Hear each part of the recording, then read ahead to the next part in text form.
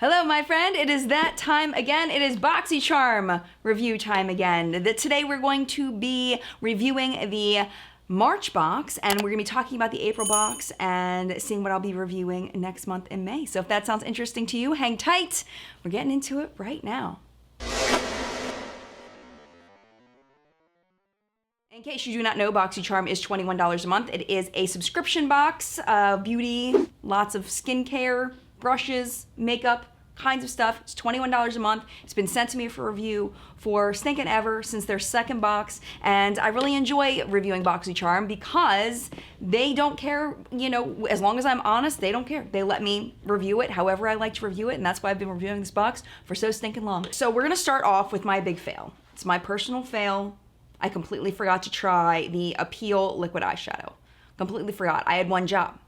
And I failed. Well, I have multiple jobs to do, but I just feel really bad. I forgot to try it. So this is going to go into my box for next month. So I will be able to review this for you next month. I'm really sorry. I messed up there, but I got reviews for everything else. Okay, let's start with the Moda brushes. I meant to ask him at IMATS, why in the world, the people over at Moda, why in the world these are so much more expensive than regular Moda brushes? I don't know why the price point is so high on these, but when you get them in BoxyCharm, you do only pay the $21 for everything. I've been using this one for highlighter. It is very floppy, so it makes it a little bit difficult to apply products that have less pigmentation, so a product that takes a lot of building. So what I use this for is very pigmented highlighters, like my Jeffree Star highlighter that I have, my Ofra highlighters, things like that. I use that, you know, this for that, and it works very, very well. The powder brush I really like a lot. I've been using this to pack setting powder underneath my eyes and on the bottom half of my face. For the top half of my face, I use a fluffier brush because if I pack it in, then I end up with like big creases in my forehead wrinkles, which is not cute at all, to have like, you know, paper folds in my forehead and have it be super obvious.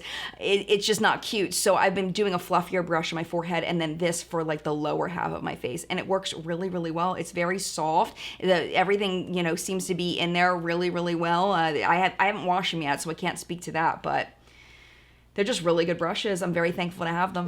I had a feeling I wasn't gonna like it, and I don't like it. This is the Wander Beauty Lift Off Purifying and Brightening Peel Off Mask. Okay, so if you saw last month's unboxing, I talked a little bit about peel off masks and why they're just bad for your skin in general. Part of it is that a lot of them can contain denatured alcohol. This one also contains denatured alcohol, which is really bad for your skin's barrier. It actually breaks your skin barrier down. The other thing that's really bad about it is the actual peeling off of the mask. I did try this for scientific purposes. I did try it, and it was very difficult to remove using the peel off method. Some of the peel off masks are a little bit easier to remove. This one was not, and just the pulling on your skin just isn't good. You're messing with the elasticity of your skin. It's just, you know, one time it's not really gonna make that big of a difference, and if you're very young, maybe it's not gonna make that big of a difference, but if you're starting to get, you know, 40s, 50s, 60s, don't use these things. They're terrible. There are some ingredients in here that are really good skincare ingredients, but they're even after the colorants that are in here. There's mica and there's titanium dioxide, and then they get into like after the colorants, they get into like the aloe leaf juice and stuff like that. So it's like you're really paying mostly for the kaolin clay that's in here that might pull out some of the impurities out of your skin, and also glycerin, which is humectant. So it's gonna take any moisture that's in this product and try to pull it into your skin. But I honestly don't think it's worth the denatured alcohol that's in here and the peeling off process. One option you do have if you are okay with the denatured alcohol but you don't want to peel it off is you can rinse these masks off, and that's perfectly okay. That's probably a better option for using this if you do choose to use this, but this is definitely not something I would ever recommend to anyone that I care about. That includes you.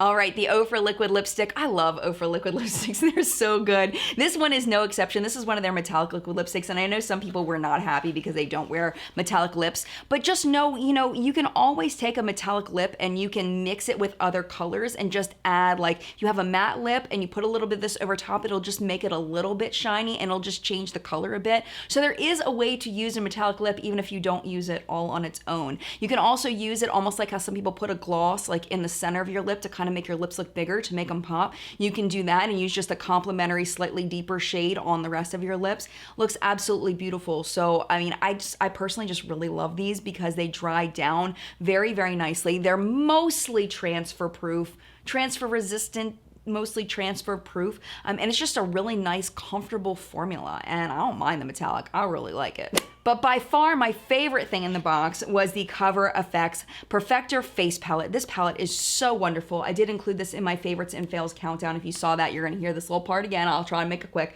The products in here are wonderful. I especially like the contour product and then also the highlighter product. The brightener, I wish it was a little bit bigger, just like a little bit bigger, because it's kind of hard to get a brush in there.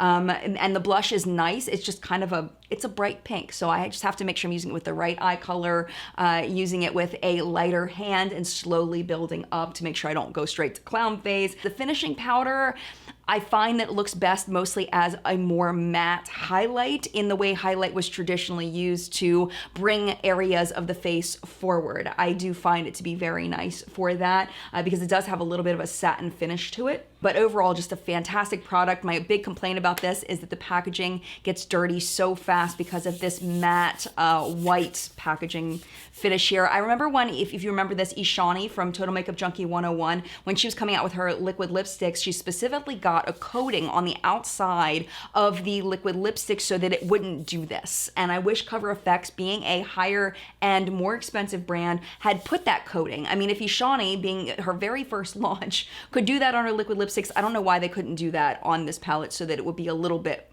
less disgusting looking and having to clean it all the time. So I'm gonna clean this now before I use it again, because that's gross.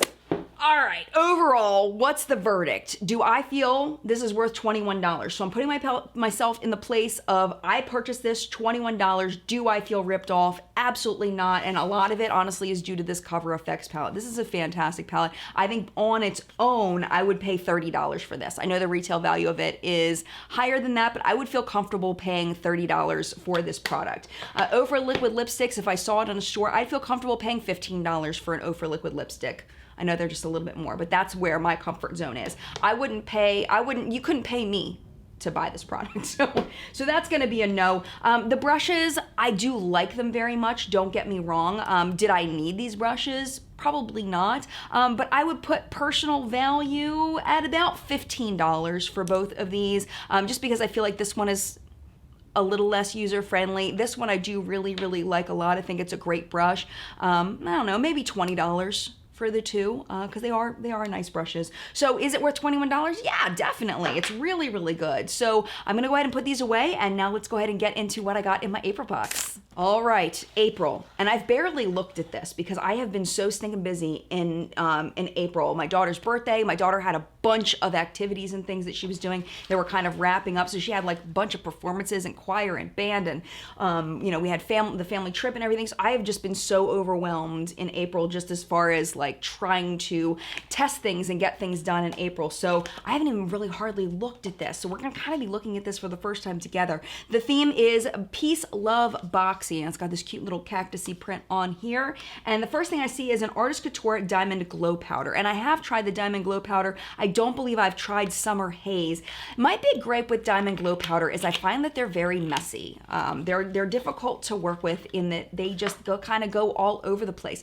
This is a darker shade, which I can see looking very pretty on my eyes, but I think this might be too dark to use as a highlighter for me. I mean, it's quite a bit darker than my skin. I might be able to mix it in with a blush on a brush, like kind of go back and forth and get this to work for me. But I don't know on its own as a highlighter if it's really going to bring light to my skin the way it would on someone with a medium skin tone. I mean, not my most exciting thing to find in here, but we'll try it. We'll give it a try.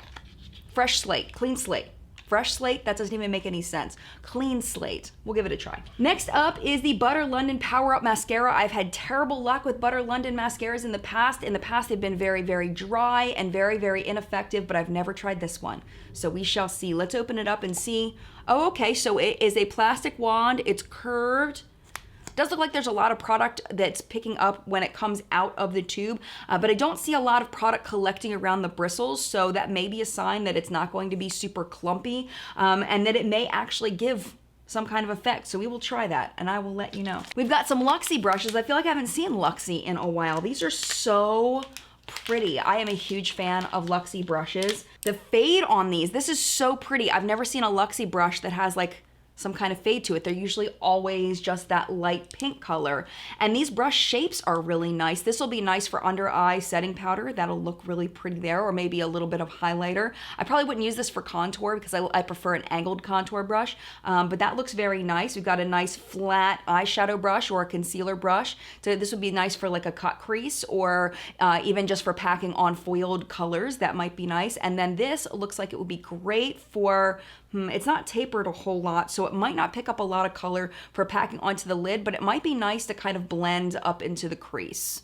It's interesting. I do wish the taper went down just a little bit further so that it would be better as like an all over shadow brush.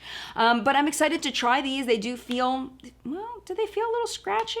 This one's very stiff, but it's supposed to be. Yeah, we'll have to try them. They don't feel nearly as soft as the Moda brushes from last month, but we'll see. We'll see how it goes. All right, and then we have a Star. Every time I see Starlooks, it's like, really? I have never once liked a Starlooks product. They used to have their own subscription box, and that did not go well from my understanding. I never got it. But yeah, Starlooks has never been a favorite of mine. This is the Cosmic Ultra Gem Longwear Eye Pencil. Let's open it and swatch and find out what color it is. Whoa, that's super weird. It's like a silver. Yeah, it's like barely coming off on my hands. Yeah, I have very low expectations for this. That's not good. That's a terrible sign. But we'll see. We'll see. I haven't put on the eyes yet. Final verdict isn't in. And then last we have from Pure, which I don't typically like Pure products either, but again, clean slate. We're gonna give it a try. This is the Festival palette, 12-piece pressed pigment palettes. Have you ever tried a Pure palette that you liked as far as eyeshadow palettes? Because I would love to know. Every one that I've ever tried, I have not enjoyed. I found them to be powdery. I found them to be difficult to work with. Oh, there's a weird thing in here. Get a Grip Endurance Eyeshadow Primer. So they've got a packet of eyeshadow primer in here. That's interesting. So we'll try that. And then here are the pretty colors. So the mattes look pretty nice eyeballing them. These chunky glitters, I'm a little nervous about because they look like the glitter is so thick. Let's go ahead and swatch it and see. Yeah, these are gonna need some kind of glitter glue because there's no creamy base under them. They're just glitters. Why do companies do that? Why? I guess because it's a festival. Oh no, now it's stuck all over my fingers. Let's try some of these foiledy guys because these might be nice. Oh my gosh, those are weak sauce. Let's try the mattes. Let's build them a little. Okay, the mattes look pretty nice. Okay, so most promising is the mattes. Everything else looks super weak sauce. So, but again, we'll try it. As far as am I excited about this box, do I think it's worth $21? At first glance, it does not look like it's worth even close to $21. I'm probably most excited about the brushes of anything in here. Looks pretty weak, man. I mean, I will try it.